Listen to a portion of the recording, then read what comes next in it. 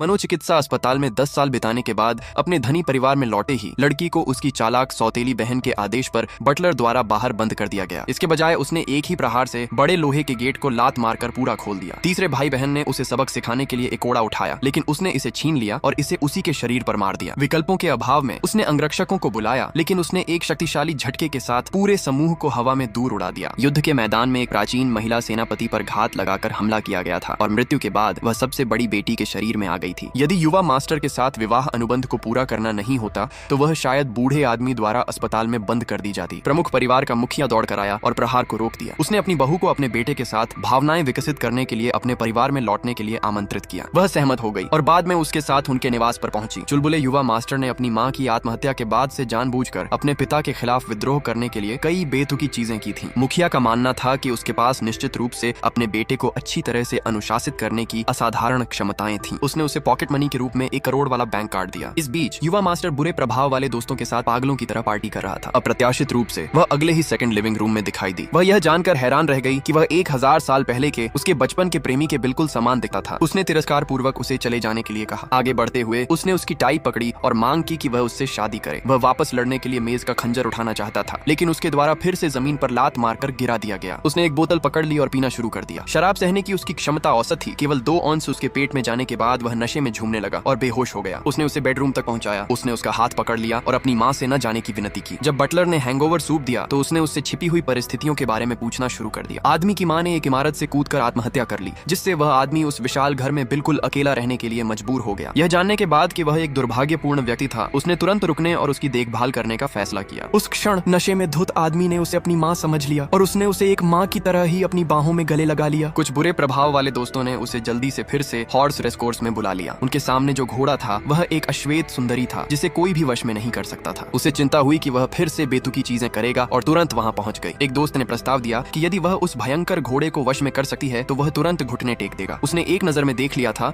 कि यह भयंकर घोड़ा बिल्कुल वही काला घोड़ा था जो प्राचीन युद्ध क्षेत्रों में सरपट दौड़ते समय उसके साथ रहता था। दूसरे युवा मास्टर ने उस आदमी को फोन किया, उसे एक घातक ट्रैक पर ड्रैग रेस के लिए चुनौती देने पर जोर दिया। नोट की खातिर आदमी ने तुरंत खतरनाक ट्रैक पर जाने का फैसला किया। लड़की प्रकट हुई और उसने उससे सीखा कि चालाक सौतेला भाई हमेशा उस आदमी को नुकसान पहुंचाना चाहता था। उसने जल्दी से उस भयंकर घोड़े को परिवहन के एक अन्य साधन के रूप में उपयोग करने के बारे में सोचा। उस आदमी को नहीं पता था कि उसकी कार के साथ चालाक सौतेले भाई ने छेड़छाड़ की थी। उसकी ब्रेक फ्लूइड लाइन फट गई, जिससे उसकी कार भारी रूप से गार्डरेल से टकरा गई। चालाक सौतेले भाई ने अपने लोगों से घायल आदमी को बाहर निकलवाया। न केवल उसकी दयनीय स्थिति को फिल्माया, बल्कि उसके पैर तोड़ने की भी योजना बनाई। लड़की ठीक समय पर पहुंच गई और भयंकरता से घोषणा की कि उसके पति को छूने की हिम्मत करने वाला कोई भी व्यक्ति मौत को बुलावा दे रहा था।